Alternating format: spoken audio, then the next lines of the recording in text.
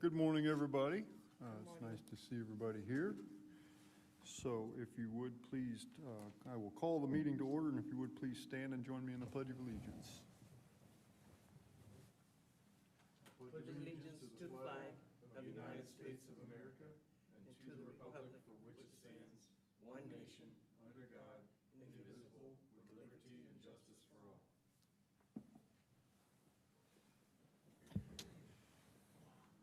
Could we please have a roll call? Mayor Ross, Here. Councilmember Citro, Here.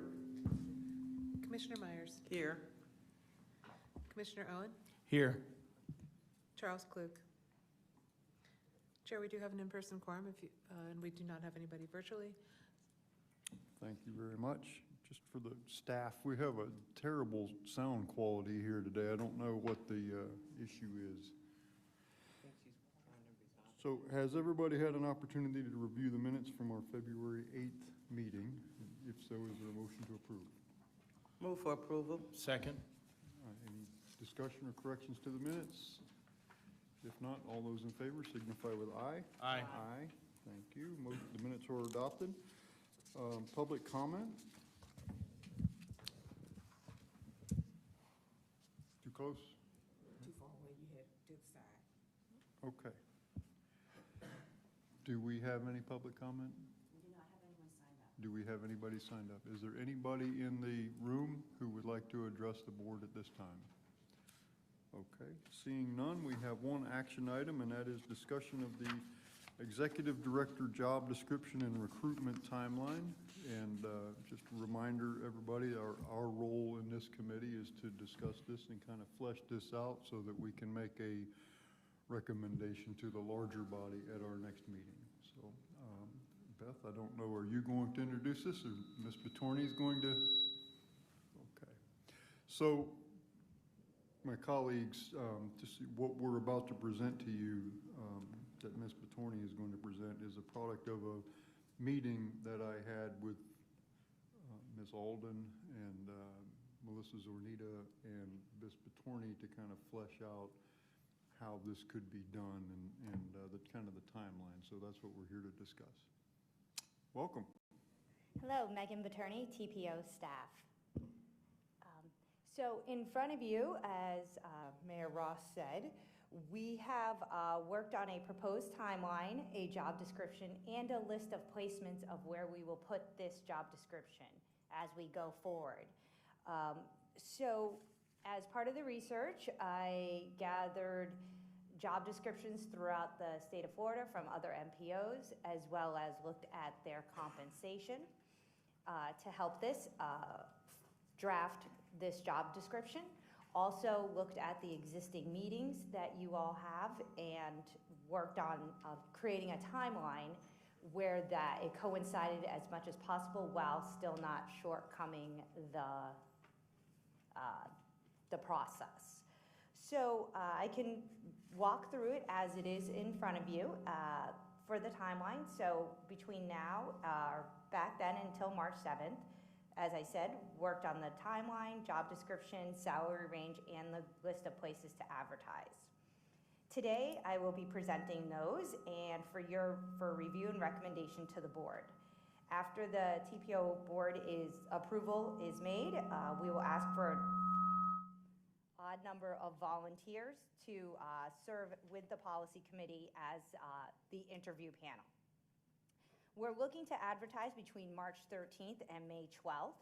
We'll be opening it up for 2 30-day periods, accepting resumes that are emailed to me, and we will be also distributing a brochure that is made with more information on Hillsborough County, on what the TPO is, as well as what we're looking for.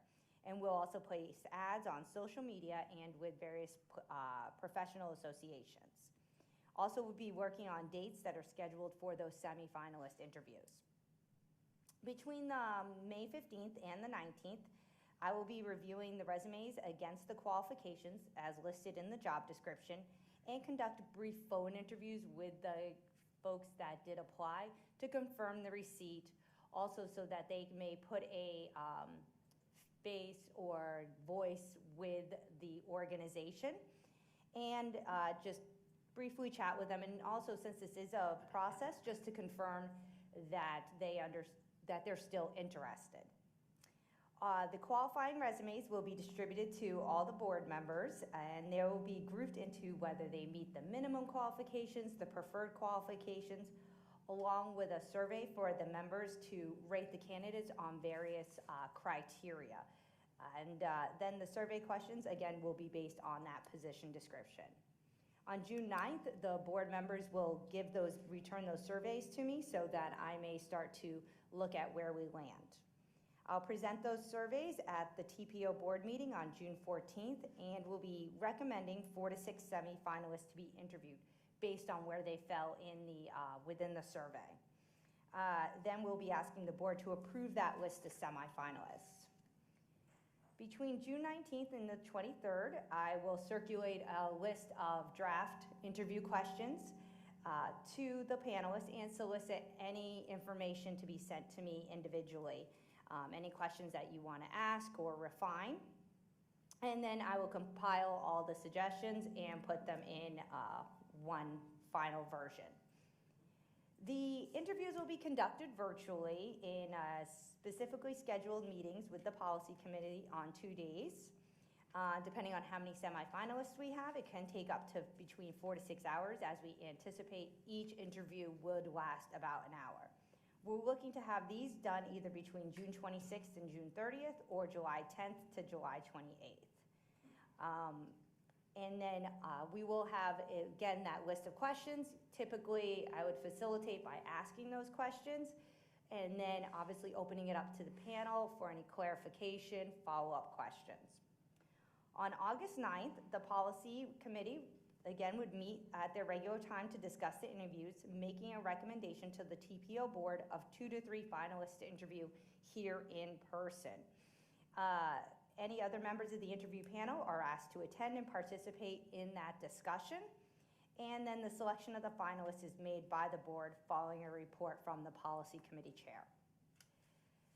Again, during August, we will be working on travel arrangements as well as background and social media checks. And then on September 13th, the board would interview the finalists, again in person, vote on ranking, and authorize the chair and or vice chair to negotiate the salary. We would also like the finalists to tour the office and get to see where their potential new home would be, so to speak, also to allow the staff time. So that could either be that day before on the 12th or on the 13th, depending how that scheduling goes. Our goal would be to have the candidates start mid to late October, and then Beth does retire on November 3rd. So we would have some minimal overlap, but there would be some overlap during that time. I guess at this point, are there any questions on the timeline before we move to the job description? Yes, thank you so much for giving us the timeline. Could we receive a printed copy of the timeline? Yes. And then we can have that for the next meeting, for the 10 o'clock meeting as well.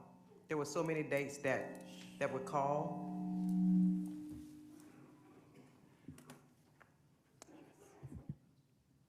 Thank you.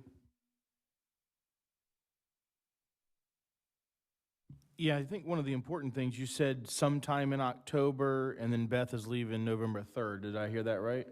That's correct. Yeah, I wonder, and I've always had to bring on new people here and there, and it's always really a big help when the person that's been doing it and doing an effective job for so long is there for a period of time when the new person comes.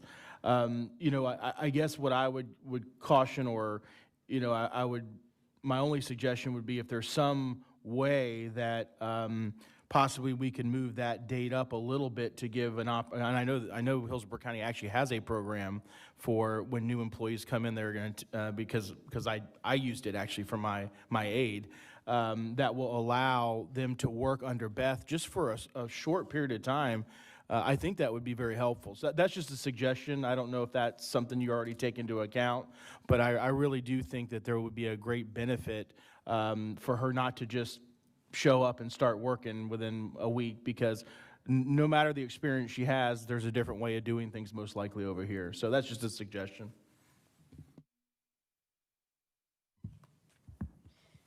Sure, and thank you so much for bringing that up.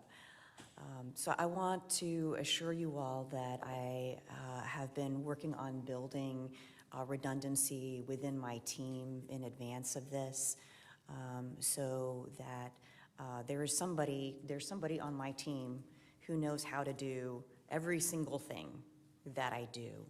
And so even if the overlap is only for a week, for example, it could be an opportunity for me to make those introductions, make the connections, and I think the handoff will be pretty seamless, even if we don't have a lot of time. But I certainly appreciate the opportunity to set the new person up for success.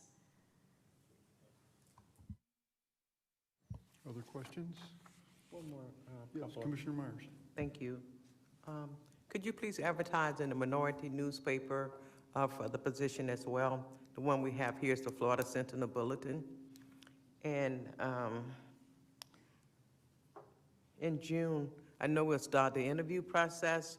When the applicant, whomever will be selected, will they have the opportunity to see Hillsborough County and Tampa? Once we select, will they have that opportunity to visit and see Tampa? It's a part of the tour. Oh, yes, that is. Okay, fine. thank you. Thank you. Other questions? If we could have the record reflect that Mr. Klug joined the meeting at 8:34 and Commissioner Wostel at 8:36. And I did have one comment to add in addition to Ms. Betourney's presentation. The thing that we kind of left open was the overall TPO board will need to decide who the composition of the interview panel is. My personal feelings are that any member that wants to be part of that process should be part of the process. I can't imagine that we're going to tell anybody no. I think probably the opposite is going to be the issue, is getting enough people that are willing to commit. And then once we establish who those interview participants will be, then we want to nail down these dates that we have windows for. We have June 26th through June 30th and or July 10th through July 28th. Well, there's summer vacation, there's holiday time in there, and so we'd really like to get those dates nailed down, but it's difficult to do that until we can determine who exactly is going to be on the panel, and then we plan to do some calendar checking at that point. Did I say that correctly, Ms. Betourney? You did. Okay, all right. So, yes, Commissioner Myers. Question, Mayor, in getting the panel, could we make sure we have an odd number for voting purposes? Yes, that is the goal. And with the board's permission, actually with this committee's permission to present this to the board, the executive director of the Planning Commission, Melissa Zornitta, has expressed a desire to participate in this panel, and I think that would be a very wise decision. So with your permission, we'll recommend that to the board at the next meeting as well. And I've already committed. So far we have two, Melissa and I. So hopefully we'll get a few more. Would we have to move for approval for Melissa to be on it here? Well, I believe what we should do here, and somebody correct me if I'm wrong, I believe what we're looking for here is a motion of approval from this committee to present this as presented here at the next meeting to the overall board. Is that correct? Yes. So moved. I'd like to be on the panel. You would like to be on, okay. I think that's probably going to be decided at the next meeting, but I wrote you down. And I'll second the motion. I'll wait to hear what people say at the next meeting. So if everybody is satisfied with this plan, I think it would be appropriate for a motion to approve this at this point. So moved. Second. Any discussion of the motion? Do we need a roll call vote, or do we? Voice vote is fine. There's no one online. I'm sorry? There's no one online, so voice vote is fine. Okay, voice vote, okay, very well then. All those in favor signify with aye. Aye. Aye. Aye, opposed, no nays, and we will recommend this at the 10 o'clock meeting. Thank you.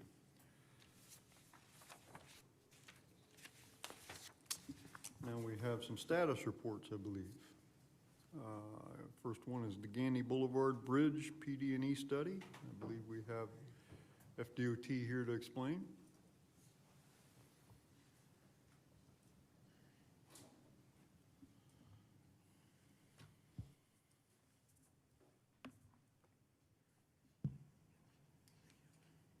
Good morning.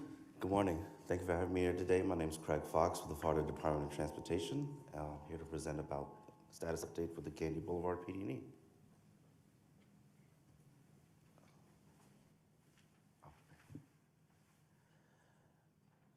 Next slide, please.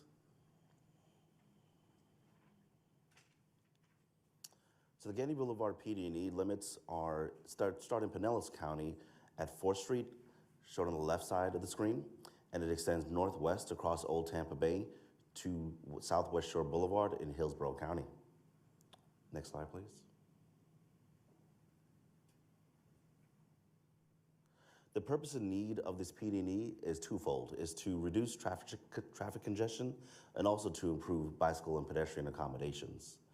The need is provided by the fact that the segment from 4th Street to the west end of the Gandy bridges has been deficient has had a deficient level of service since 2016 and will only continue to further deteriorate in future years. As far as the bike and pedestrian infrastructure goes, we have limited bicycle and pedestrian accommodations throughout the corridor. On the north side, there is an existing trail, but however, it ends at the west end of the bridge. On the Hillsborough side, there is a trail on the north side and limited trail on the south side also, but again, these are not continuous throughout their entire project corridor. And we also want to connect to the future plan trails, including the Pinellas Trail Loop, which is in the Florida Pinellas Active Transportation Plan, and also the proposed trail at Bridge Street in Hillsborough County, which is part of the Tampa Hillsborough Greenways Master Plan. Next slide, please. Now the PD&E, we broke it up into 3 major segments. The first segment is the Pinellas segment. This extends from 4th Street to the west end of the Gandy bridges, which is shown in red at the top image.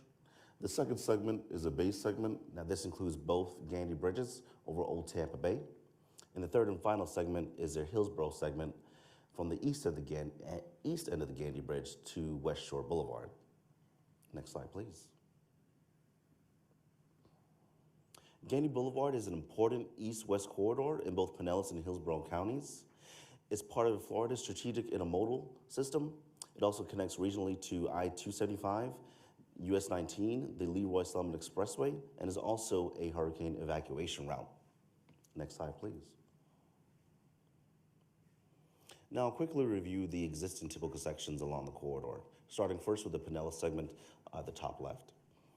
This segment consists of 2 12-foot lanes in each direction, along with a multi-use trail on the north side. And by the way, in all these images, we're looking eastward towards Hillsborough County, so north is going to be to the left. So we have the trail existing on the north side, but like I mentioned before, it's not continuous through the entire segment. This trail actually starts at Brighton Bay Boulevard and goes out east and ends at the Gandy Bridges. And on the south side, there is sidewalk, but it is sporadic and it's not continuous throughout the entire project limits. The second segment is the base segment at the bottom. That consists of the 2 bridges. The one on the right was built in 1975, and the one on the left was built in 1996. These 2 bridge structures consist of 2 12-foot lanes in each direction and 10-foot outside shoulders and 6-foot inside shoulders. And the third and final segment of the existing typical section is a Hillsborough segment, which consists of 2 travel lanes in each direction at grade, multi-use trail and limited regions on the north and south side of the roadways, and also included is the Leroy Selman Expressway extension, which opened up a couple years ago. This part is actually managed by THEA and will not be impacted by the study. Next slide, please. Now on to the proposed typical sections. First, starting again in the Pinellas segment, start with typical section 1 from 4th Street to Brighton Bay Boulevard, and also from San Martin Boulevard to east of San Fernando Drive. This typical section consists of 2 12-foot lanes, grade separated in each direction, along with a 10-foot outside shoulder, and also has 2 frontage roads in each direction with multi-use trails on both the north and the south side. So we're very happy to include the multi-use trail not only on the north side, but also on the south side. The second typical section is between Brighton Bay Boulevard to San Martin Boulevard, and this is actually sandwiched between those limits in typical section 1. We go to a viaduct portion, so we're still grade separated, but here we're on a viaduct. And the reason why we're in a viaduct in this area is so that we can avoid residential relocations to the north at the period point apartments. So we elevate the roadway via viaduct and tuck in the frontage roads underneath.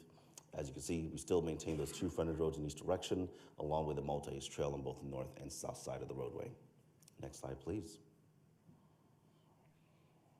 Moving on to typical section number 3, we're still in the Pinellas segment. The roadway does widen out to 3 lanes. One of the frontage roads does add on to the grade separated portion, and that creates the third lane in each direction.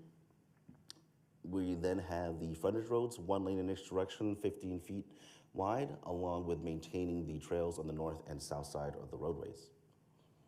Next slide, please. Moving on to segment 2. This includes the 2 bridges. I'll start from my right and then go to the left.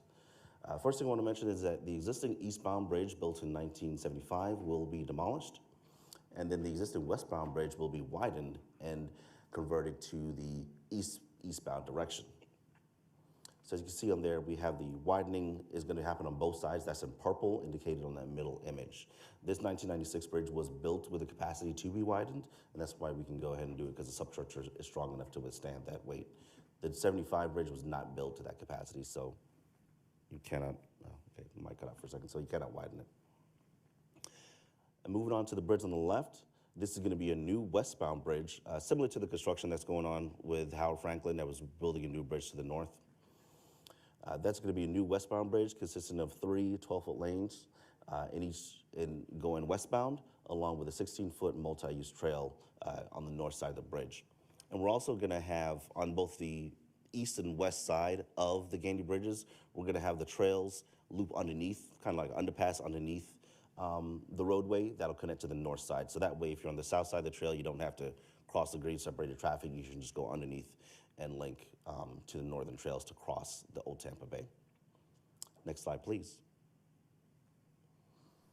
Now we're on the Hillsborough portion. So you may notice that we're actually not proposing any changes to the typical section in this area. We're continuing to maintain the two frontage roads, 2-lane frontage roads in each direction. Sorry, 2-lane Gandy Boulevard in each direction, along with multi-use trail on the north side and the south side of the roadway. And the Selman extension will remain as is. The only work we're really doing here, we're widening and extending the trails, and we're also realigning the approaches to the bridge. Since we're building a new bridge to the north, and we're also converting the 96 bridge to flow eastbound, we have to realign the roads to match. So no right-of-way impacts are proposed within Hillsborough County. Next slide, please. Now onto review access management. We have full median openings located at the below locations. First, I'll start with the Brighton Bay and Mangrove Clay Lane. That's on the largest image to the bottom right of your screen. And this is also the viaduct portion that I mentioned, that we narrow up the typical section so we avoid the relocations to the north with the period point apartments. So we have a full signal at Brighton Bay Boulevard. There is an existing signal there today, so we're also going to add an additional signal at Mangrove Clay Lane. One thing I do want to note is that so the estimated traffic along the grade separated portion is something around, like, say, 47,000 vehicles a day. The traffic that's going to be on the frontage road will drop drastically to around 4,000 vehicles a day. So it's a much bigger difference as far as vehicles that folks have to interact with. So we're still going to have signalized intersections, but it's going to be a lot less traffic because the majority of the traffic would obviously take the grade separated portion. So we have full median openings, the 2 I mentioned at Brighton Bay Boulevard and at San Martin Boulevard. We also have 3 additional median openings located east of San Fernando Drive at 1,400, 4,600, and 9,000 feet east of that intersection. And those are all, they start at the Getaway, which is in the top left image, and they move along the causeway until we get to the Gandy bridges. And we also, and like I mentioned before, because we have the trails looping around, the trails have a little bit of extra access, even though you don't really need a median opening there since they have the underpasses. And in the Hillsborough County side, we have full median opening 500 feet west of Bridge Street, and also a directional median at Bridge Street. We also have a new connection, so we're just a little east of that green indicator. You'll notice that's a new driveway access to the Gandy boat ramp. So that's going to be good because right now, since the Summit Extension got built, boats with trailers have to go in front of the Summit Extension, get into that merge lane and do a U-turn. And thankfully, at least to my knowledge, we haven't had any severe crashes there, but you know, it is a very tricky turn, especially with traffic coming eastbound across the bridge. So this will provide a much more direct access to the Gandy boat ramp in future condition. Next slide, please. Now, as far as stormwater management and floodplain compensation goes, we only have 2 proposed ponds within the study limits. One of them is the existing on-site pond that's shown in the image on the left. That is at 4th Street at the west end of the project limits. That is an existing pond that we can widen within the existing FDOT right-of-way. The second pond does require 1.3 acres of additional right-of-way, and that's just east of 4th Street at Oaks, just on the south side, at the close intersection is Oak Street, as shown in the image on the right side. No floodplain compensation is required for this project. Next slide, please. So as part of the PD&E, we looked at a myriad of different issues, including natural resources, cultural resources, social, environmental, and physical environment effects. They covered everything from essential fish habitats to Section 4F potential park impacts, land use, community impacts, relocations, air quality, noise, and contamination. And those are all available in the reports that we have on the project website, and the draft reports we have on the project website. Next slide, please. Onto the estimated project costs, and I do want to note this is for all 3 segments, so it includes the Pinellas portion, both bridges, even the demolition of the 75 bridge, and the Hillsborough portion. So the design for all 3 segments rounds up to around $49.86 million.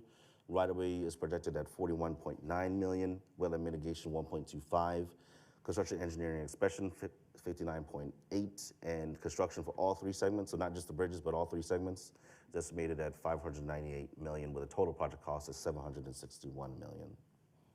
Next slide, please.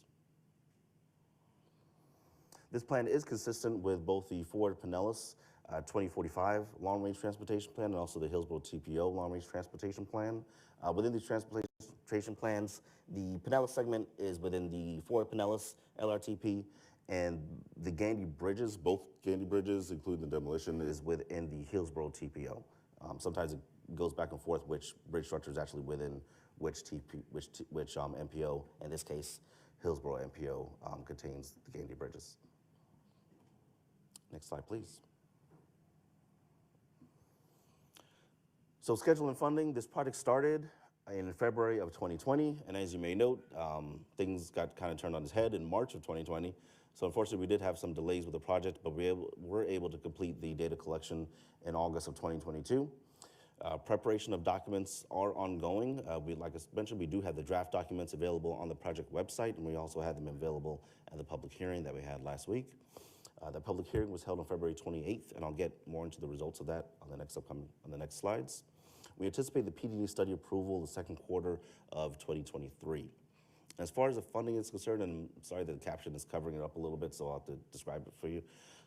So it's according to the five-year adopted work program, we have it split into the 3 segments on the left side, so the Pinellas base segment and the Hillsborough segment.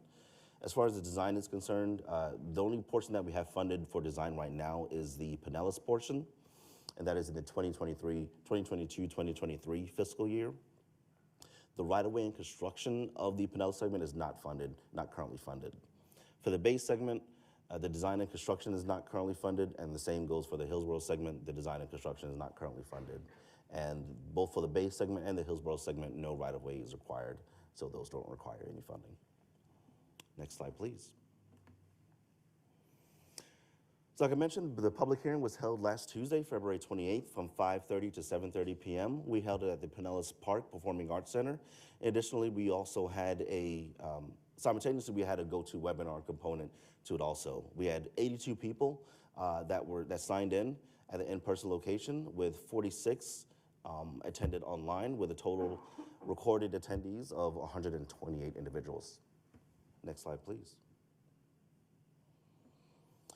We had 151 comments submitted via the project website. A lot of the comments were submitted actually leading up to the hearing, and we did get some, of course, additionally after. Comments are still open to be included in the official public record until March 10th.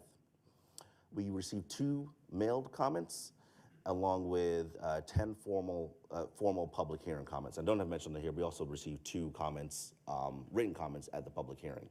We'll have a final count once the comment period closes on March 10th. But it was very, very good reception. The majority of the comments were in favor of the bike and pedestrian improvements. There was concerns with some local businesses that we have meetings with those local business owners to address their comments. But overall, it was a very, very positive reception, especially to the bike and strong emphasis on the bike and pedestrian facilities. Next slide, please. So you may visit the project website with the website on the left. We also have the QR code that links directly to that site. Again, my name is Craig Fox. My number and email is on the screen. And now I'd like to open it up for any questions. Thank you, Mr. Fox. Good presentation.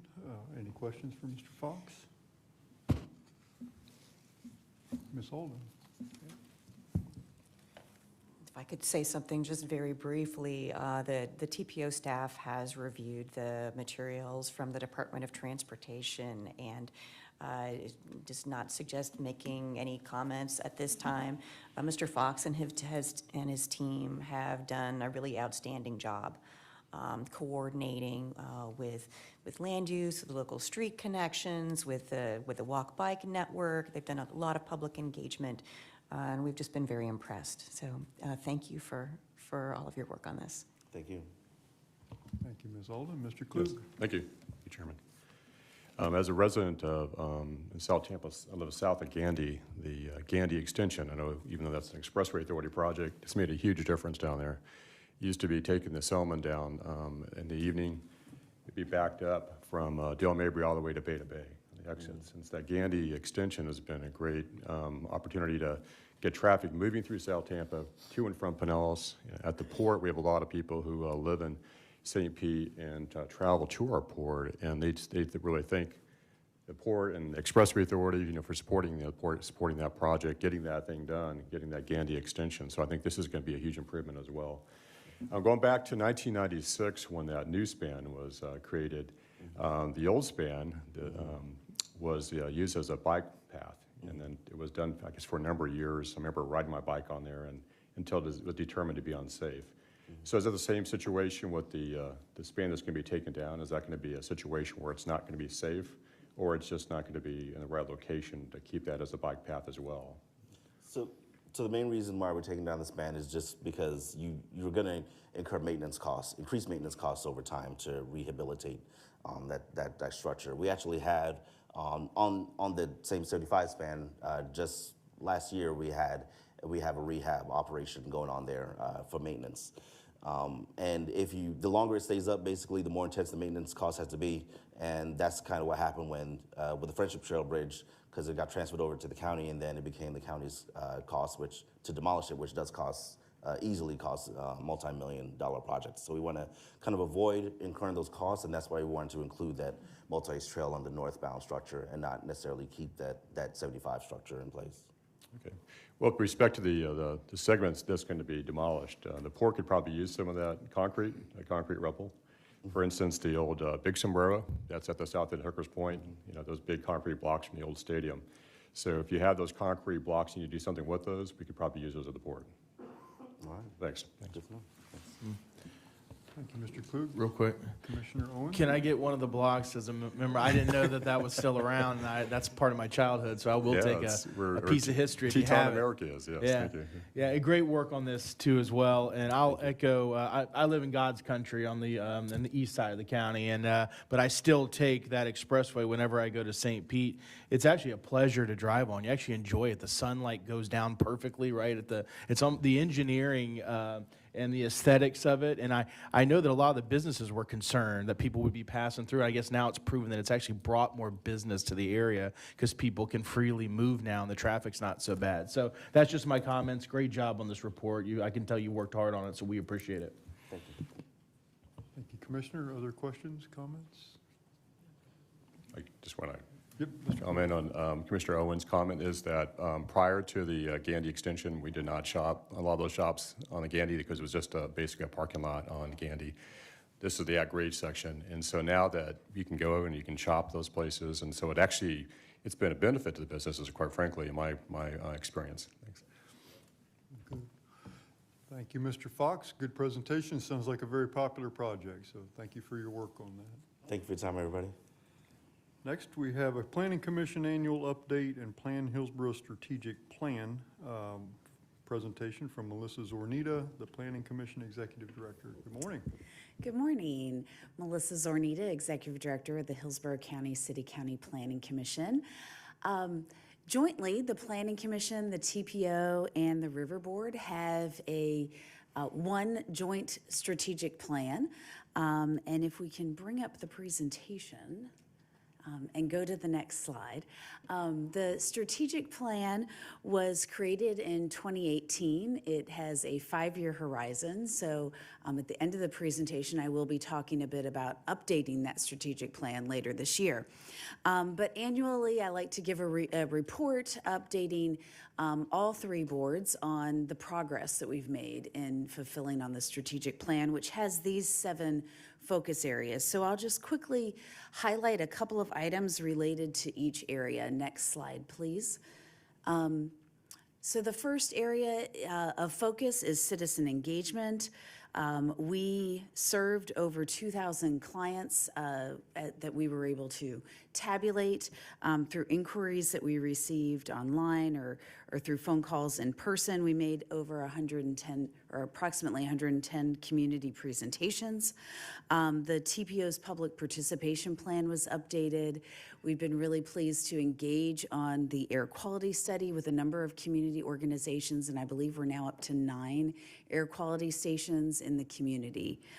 We also were able to bring back our Future Leaders in Planning program, which is a program for high school students. It's the first week of summer vacation. They come and they learn for 4 days about the community, about planning. So we were happy that post-COVID we were able to bring that back and engage with the students in that way. We also have a program, the Future Leaders in Planning Junior, which goes to a couple of summer camps throughout the summer in Tampa Heights, in Town and Country, and in Palm River to engage students again in learning a little bit about their community and planning. Next slide, please. The planning partnerships is the second focus area. We hosted or co-sponsored 22 educational events. We partnered with each of the local governments. You'll see that as a thread throughout the presentation, but specifically in Tampa, we worked on some comprehensive plan amendments to protect Tampa cemeteries. We had a lot of collaboration on the Tampa School Transportation Safety Study, and worked on the update of their comprehensive plan and updated their vision. Next slide, please.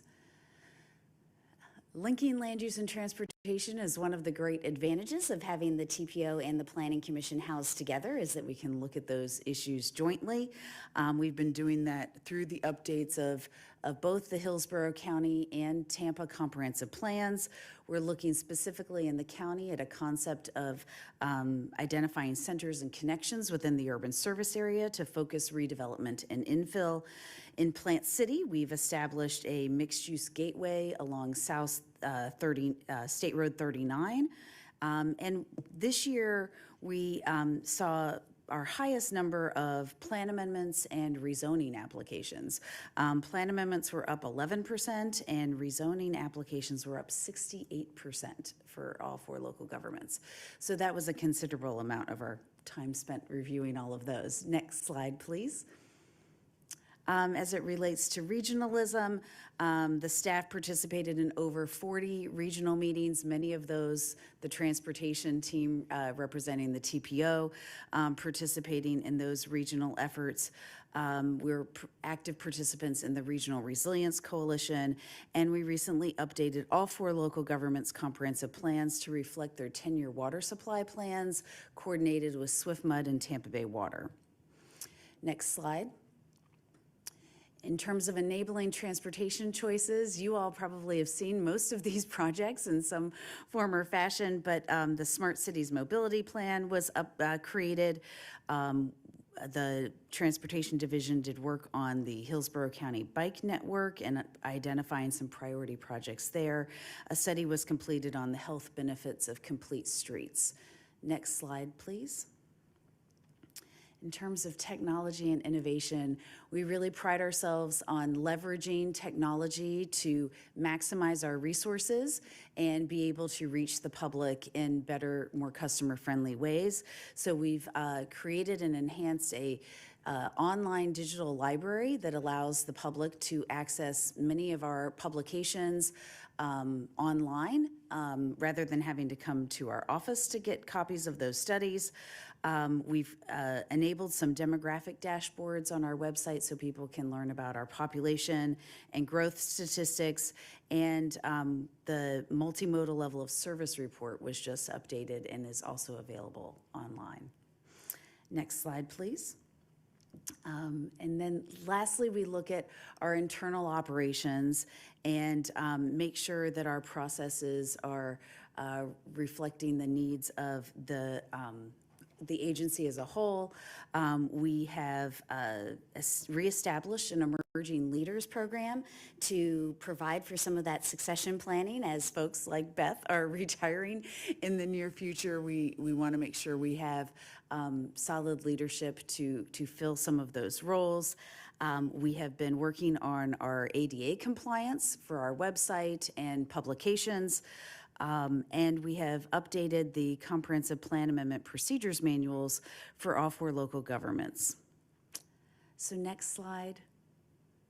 In conclusion, this year is the end of the strategic plan, so we will be engaging with you all on updating that.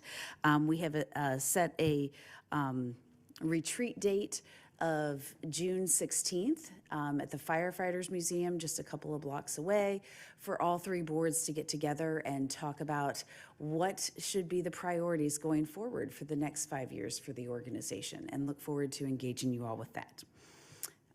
With that, that concludes my presentation. I'm happy to answer any questions.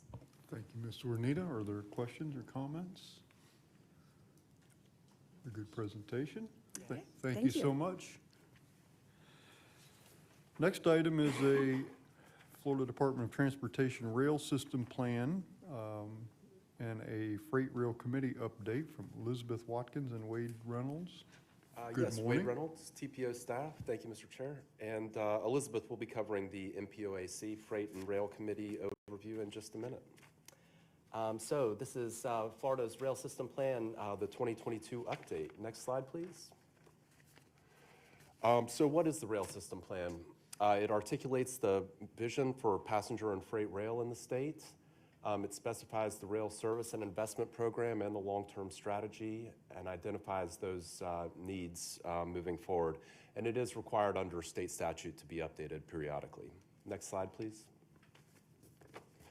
So rail's role in the state, it is an almost $84 billion impact throughout the state. One of the largest commodity here is non-metallic minerals, which for us would include phosphorus, phosphate minerals. And in 2018, that was 80 million tons of freight that originated here in Florida. Next slide, please. So new opportunities. Next slide. These strategies are intended to guide passenger and freight rail in the state. So with passenger rail, neither the Amtrak or Brightline model is considered perfect for intercity passenger rail service. They both have pros and cons, and the state may want to develop a hybrid model that leverages the best attributes of both of those systems. preserving space and highway rights-of-way and other state-owned rail corridors for future service is also important. FDOT's leadership in that, in the development of those rail systems, because of how much it crosses political jurisdictions, and given that complexity is really important in this situation. And ensuring that local and regional funding mechanisms are in place to support those long-term strategies is also an important role for DOT. So moving on to freight rail, the safety is of utmost importance. The operations continue to conform to the Federal Railroad Administration requirements on that. Liability is very specific when it comes to rail. Host railroads typically, if you add any passenger services along them, they require agreements that indemnify the host railroad from any liability, even including incidents where the host railroad might be at fault. Capacity, looking to ensure that sufficient track capacity is there to enable passenger service to operate alongside freight rail service. There's sort of a misconception that if the tracks are there may be capacity if you don't see those trains, but the trains need to run on, freight trains that is, need to run on specific schedules and need to ensure that the two can cooperate and live together in peace. Funding. Agencies seeking to operate any passenger rail on freight railways do need to ensure that the implementation of that new service, including the capital costs of any track improvements, are available. Next slide, please. So looking at the funding available, the Infrastructure Investment and Jobs Act includes $66 billion for passenger and freight funding over the next 5 years. So that is $36 billion over 5 years to increase the investment in passenger rail.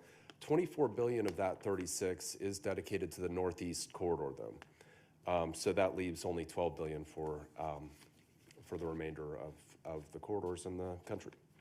An additional $22 billion goes to Amtrak for replacing obsolete assets, and $5 billion in federal funding is for the Consolidated Rail Infrastructure and Safety Improvements Grant Program. So that could be projects that focus on safety, technology, emissions reductions, congestion challenges, intermodal connectivity, and workforce development. And there's an additional $3 billion for safety and mobility, and that's been a critical priority for FDOT. Another new grant program is for the railroad crossing elimination, which could be a particular area of interest for our communities going forward. Next slide, please. Looking at our needs now.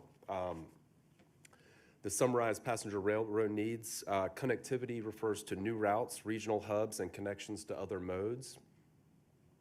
More departures refers to increased frequency and the extended service hours of that. Accessibility is just accessibility and convenience for all user groups. Corridor preservation, so that's dedicated rail infrastructure within highway and other state rights-of-way. Safety, increased safety for riderships and roadway users who interact with the railroad tracks. And increased partnership between FDOT, the railroads, and local jurisdictions. Next slide. So the summarized needs over the lifetime of this plan. Again, just the capacity and corridors, the capacity of these corridors for rail operations, both freight and passenger. A modal shift away from trucks to rail to ease some highway congestion and help solve the truck parking issue in a lot of our communities. Maintenance needs, so that is maintenance and retention of those existing corridors throughout the state. And intermodal facilities refer to those inland ports where goods can be transferred and contribute less to congestion throughout the state, and looking at some of those opportunities for funding of those operations. Safety around railroad tracks, mainly that's referring to the elimination of roadway and rail conflicts through highway rail grade separations or reductions. A good example of that could be what we've looked at US 41 and the CSX tracks to do a grade separation there. Again, coordination between FDOT, the freight railroads, ports, intercity passenger and commuter railroads, and local jurisdictions. And FDOT has a strong role to play in that, supporting the use and expansion of freight rail and passenger rail in the state. So thank you for your time. Elizabeth will take on the MPOAC. Thank you, Mr. Reynolds.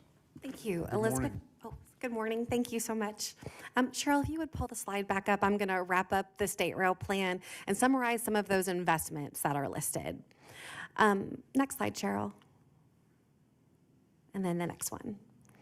So within this plan, it's statewide. So there's a number of projects, both long and short-term listed, but specifically in Hillsborough County, the plan includes the port's Berth 214 intermodal project, which facilitates the transfer of containerized cargo arriving by ship to either road or rail, and reflects that a wonderful $20 million infra grant that was received a few years ago. In terms of long-term freight investments that are included in the state rail plan, include realignment of the rail spur at Hooker's Point, new rail from the SV line to the A line or the Plant City subdivision, and then multiple grade crossing separation improvement projects throughout the county. Next slide, please. So from a passenger rail perspective, again, many projects listed statewide, but specifically for Hillsborough County, we didn't have any in the short-term ban, but in long-term category, the Tampa streetcar extension is reflected in the plan, as well as preserving those tracks, those CSX tracks from Tampa to University, from Tampa to South Tampa, Tampa to Clearwater. Those are also listed just by reference within the plan to preserve that in case there were to be momentum on those projects moving forward. Next slide, please. Next slide. So I'll just wrap up. The DOT is currently reviewing comments and feedback and incorporating it into the state rail plan. And importantly, there's a strong partnership between FDOT and the MPO Advisory Council to establish that pipeline of projects, of freight and passenger rail projects. So that will be the next part of the presentation. So Cheryl, if you'd go to the next slide.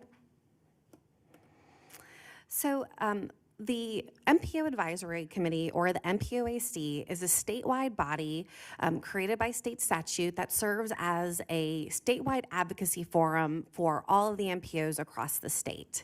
There's there are about 5 subcommittees, one of which is the Freight and Rail Committee. And this committee essentially focuses on freight and passenger rail planning and project prioritization.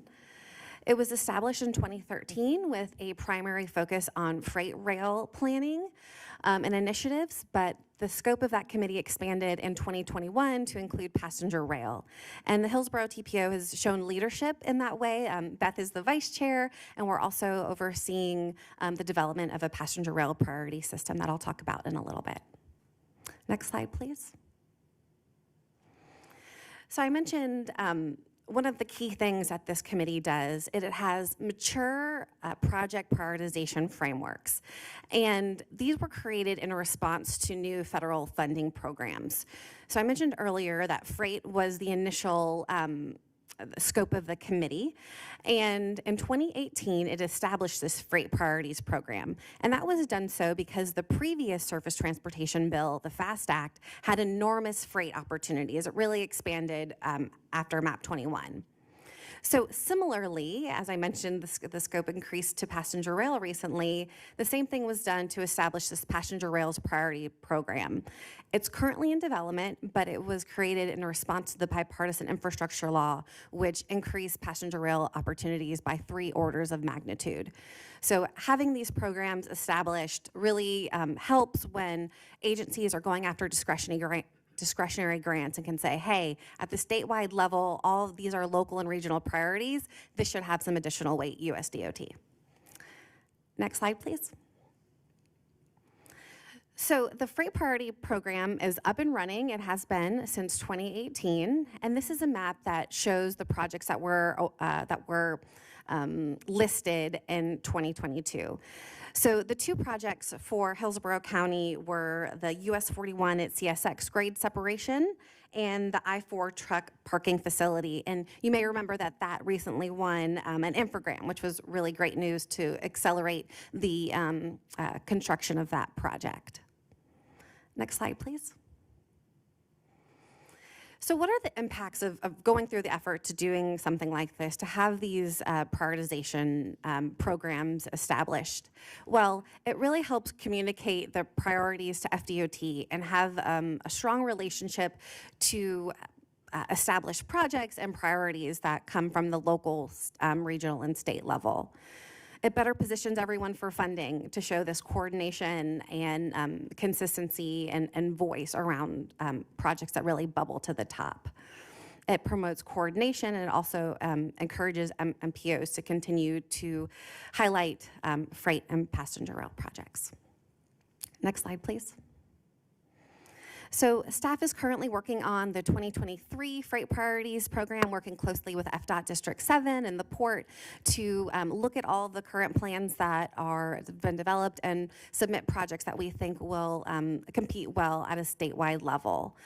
And we'll be working closely on that for the 2023 cycle. And with that, I'd be happy to take any questions. Thank you, Ms. Watkins. Good presentation, Mr. Reynolds. Ms. Watkins, I read the backup material on this. I'd like to say I read all of it, but it's hundreds of pages long. I did read some of it, but there's a lot of information to digest. So good job of putting it into an understandable format. So are there any questions or comments? Ms. Alden. Thank you. Thank you, and that was very thorough. Thank you. But I just wanted to add one thing for transparency. So Elizabeth wrapped up with mentioning the statewide application process for freight priorities. And so what we're intending to do is to fill out application forms for a couple of projects that are already on your adopted priority lists. So projects that have already been vetted, they appear in the major capacity section of your adopted priority list. And we're basically just trying to position them for some additional funding opportunities. Thank you, Ms. Alden. Mr. Klug, this Yes. has got to be near and dear to the Oh, yes, it board, is, I'm absolutely, Mayor. And so just a couple things. So just for rail is really important, freight rail. And so I think about for one unit train, 100 cars, 110 cars of a unit train rail, I think it takes over 1,000 trucks off the road. So that's a big congestion issue. And I've noticed that when I've traveled on I-4 on Christmas Day, for example, it's not too bad. I mean, there's 1/3 of the traffic is gone because the trucks are usually now driving that day. So it makes a big difference. I think we have 550 million square feet distribution centers along the I-4 corridor. So those are all feeding trucks onto I-4, et cetera, for example. And whatever we can do to increase traffic on freight, putting cargo on freight, freight on rail, that is, we should do so.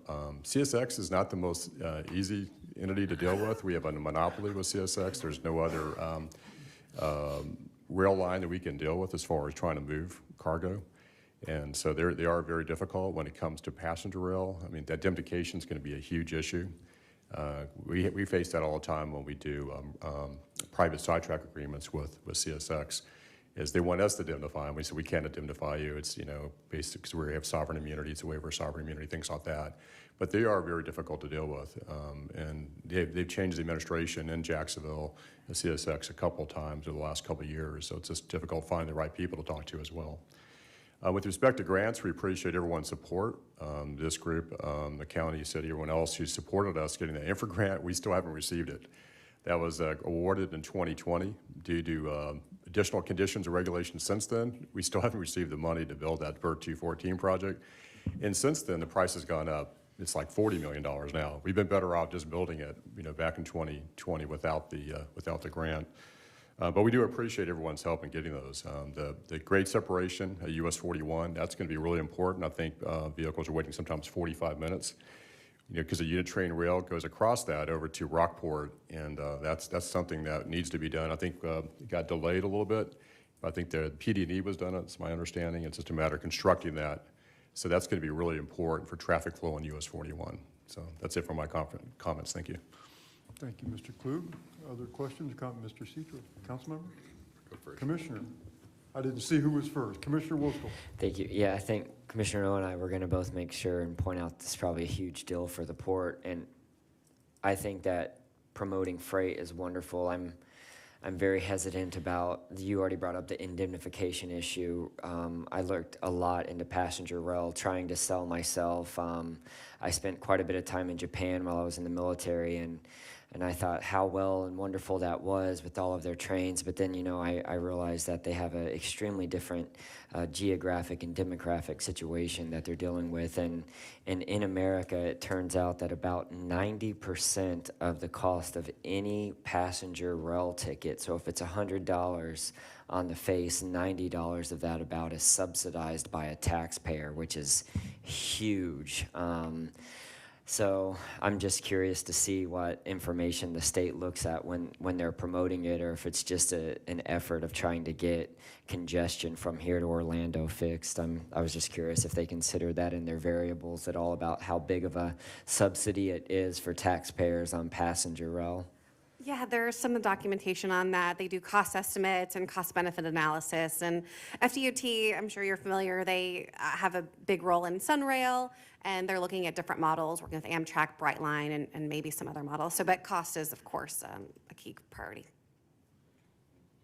Thank you, Commissioner. Councilmember Citro? Thank you very much.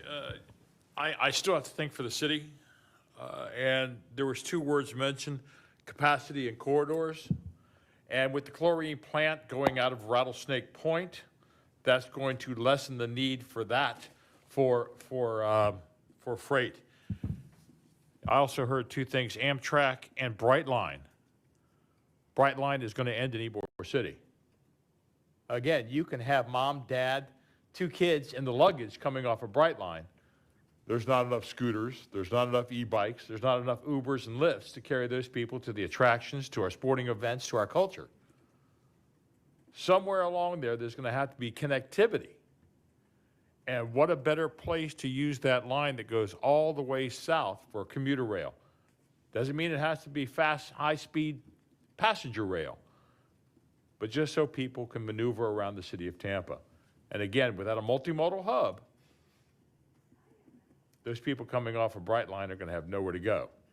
So the opportunity with this capacity and that corridor that's not going to be used as much is prime for commuter rail. Thank you, Mr. Chair.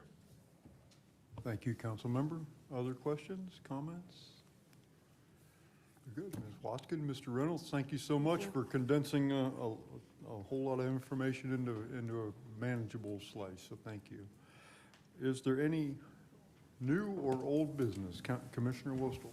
Yeah, I thought this was a great meeting, but I am left wondering why this is just not part of the normal meeting. I don't understand how this is a policy meeting. So I don't know if there's a history of, like on our board, on the county commission, we had just one external special policy committee meeting.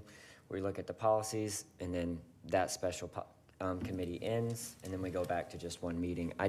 And it felt like these items were not about policy, and it seems similar to presentations that we get during the normal board meeting.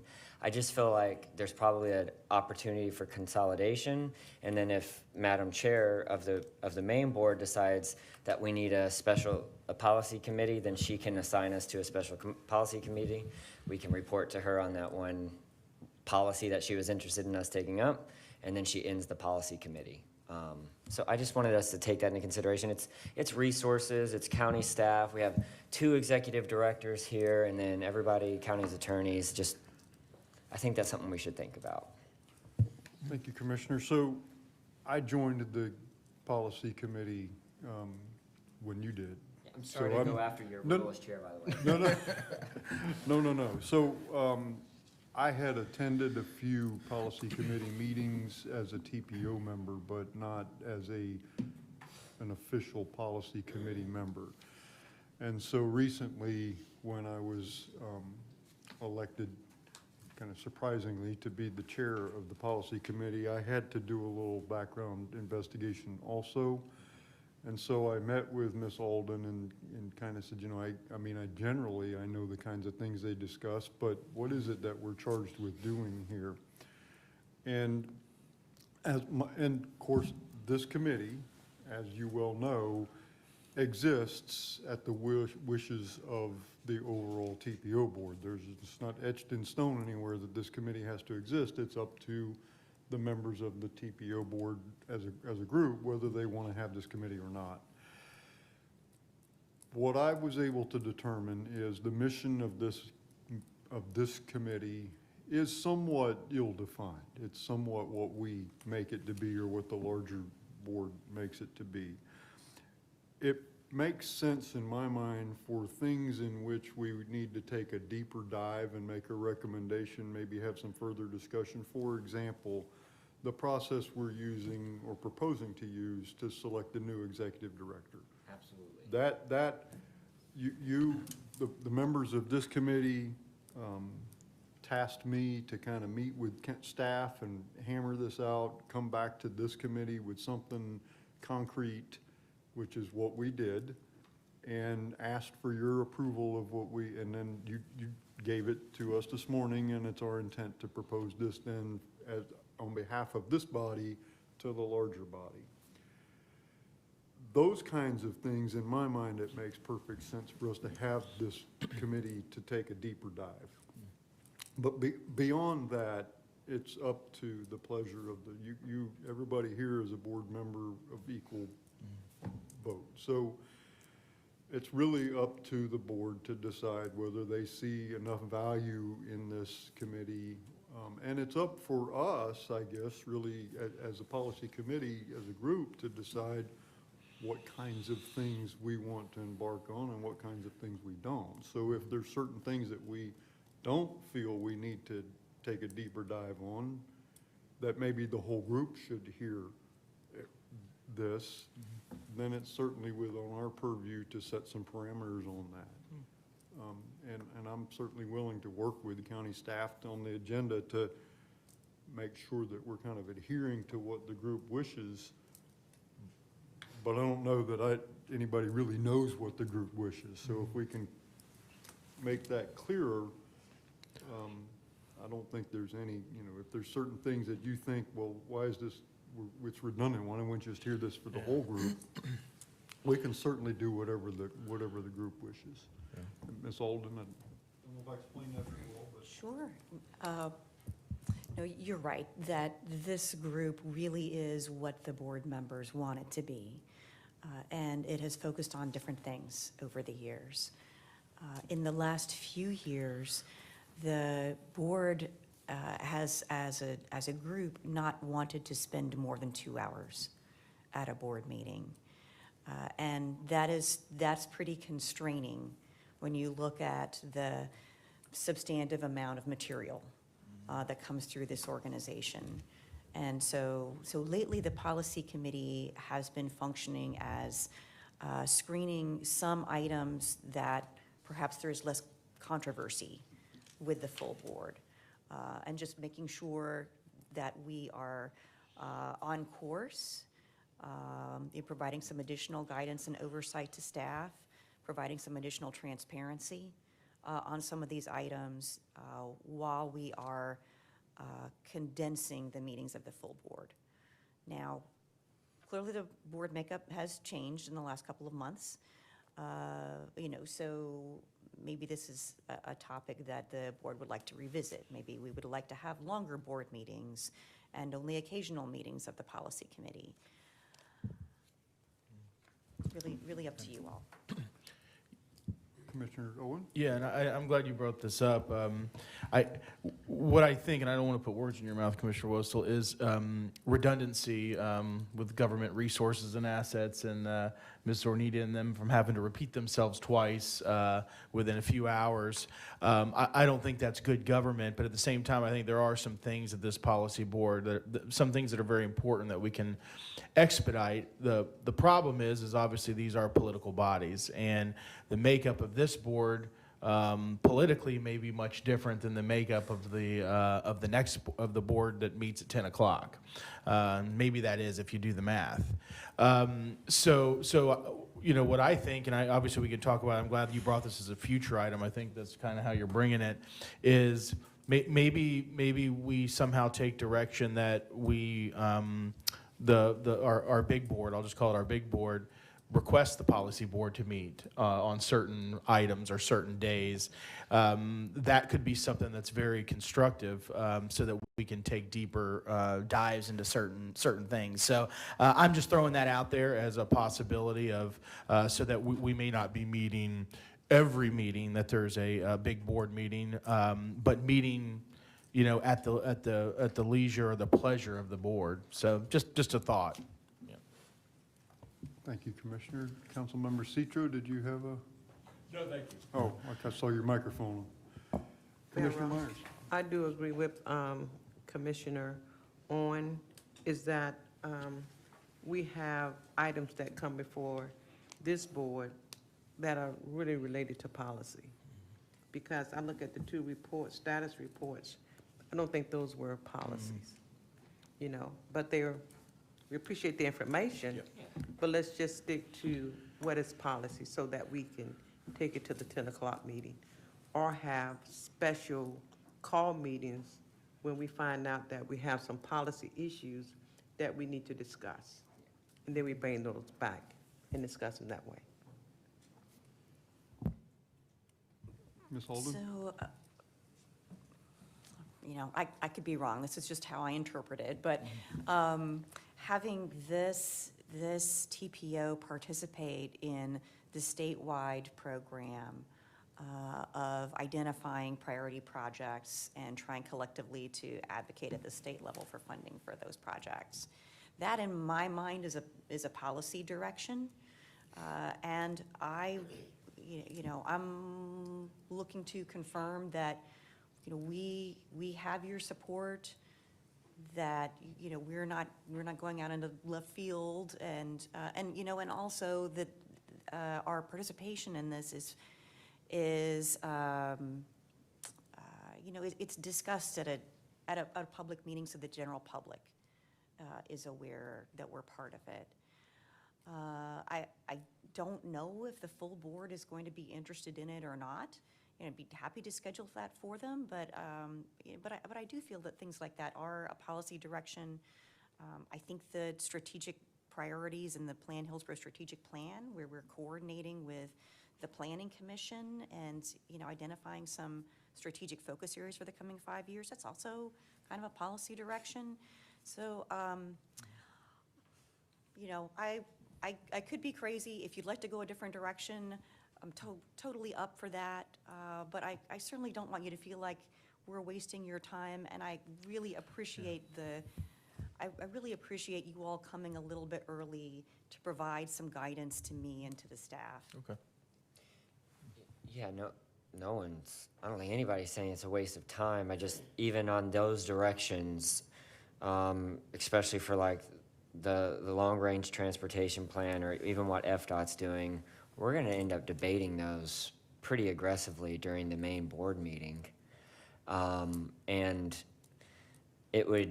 that would entail that the policy that we got briefed, so we're at the advantage of being armed with that information, and then we're debating what we want with the main board who wasn't part of it.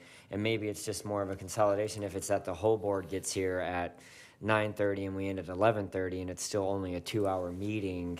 And then on these few specific issues, like for instance, today, I don't know what part of, and I don't want to belabor the point, I don't know what specifically, other than the executive director position, which one of these did you maybe feel like should have only been purview to the policy board of these reports? Or is it none of them? I'm trying to figure out what you mean by which, like what part of today's meeting you felt like was maybe more of policy. That's all. Sure, and it's not that any of these are substantially different from what would come to the full board. Okay. It's more a matter of how much interest and debate is there likely to be at the board, and when is the board going to be able to make a decision, or when is the board going to need to make a decision on something? And so this is an opportunity to kind of pre-screen some things, and make sure that we are on track with some of the programs well before they wind up coming to the board for a vote. Oh, I think we just talk about it during the main board meeting. But. Let me, if I may, just throw an idea out here for everybody's consideration, because what if we agreed here to give me, I'm a new chair, I started this when you did. What if you give me until next month and let me meet with Ms. Alden and find out what practices are done throughout other MPOs throughout the state, what structures are in place, and then come back to you with some ideas, some concepts, a report. If we can gain consensus here, then we will present this to the overall board. If we bring this up at this point, we don't have a plan, we just have a bunch of dust. And so we'll have a very lengthy conversation and we'll get nowhere. In a month, maybe we can put together some bullet points for us to have a discussion next month to say, well, these are some of the options. I believe that we can probably achieve what I'm hearing here by being a subcommittee of the overall board and maybe meeting as needed to address issues that the overall board tasks to us to take a deeper dive on. Maybe we don't need to meet every month. And maybe we meet for specific deep dives on particular issues as opposed to just taking presentations because we don't have enough time at the other meetings. So is that a good course? Yeah, I agree with that. Is that, okay. Yep. That makes sense to you, Ms. Alden? So you and I have more work to do. Okay, we will do that, and at the next meeting, we'll have some thoughts for you. Okay. And I had one more thing. Yes, if Commissioner we're Owen. done with that. Ms. Zornitta, as you know, the Board of County Commissioners met a couple weeks ago, and we discussed kind of those target objectives for the TPO as it comes to requesting grant funding. And we kind of changed that priority list, that 1 through 5. And I know correspondence was submitted from the Board of County Commissioners to the TPO. And I just wanted to make sure that that was done and that was received. Yes. Okay, very good. Yeah. Thank you. Thank you. There's a copy of that letter in your agenda packet for the full board meeting. Yeah, it's in the addendum. Thank you so much. Thank you, Commissioner. Other new business, old business, for the good of the order? Mr. Citro, you've been quiet. You've only talked about Tampa once. And that should be all I have to talk. That's it. Mr. Yeah, Klug. quick comment. I just want to commend our own Cameron Clark. I think you've been elevated to chief. Is that correct? Yeah. So congratulations, and it's well deserved. Thanks. Very good. So, Mr. Clark, tell us what's your new role going to be? Honestly, I'll be doing many of the same things I already do. I'll still be joining you every month. But Rick Shantz, who is the division chief and who many of you know from having been general counsel to EPC for years, is retiring. And so, yeah, I've been with the county for just over 20 years now. And so, yeah, it's a nice opportunity, but you'll still be seeing me all the time, and I'll be available whenever you need me. Very good. Well, Sounds well deserved. Congratulations. Yeah, congratulations. Very good. So, If there is no other business, is there a motion to adjourn? Second. Okay, we will be adjourned.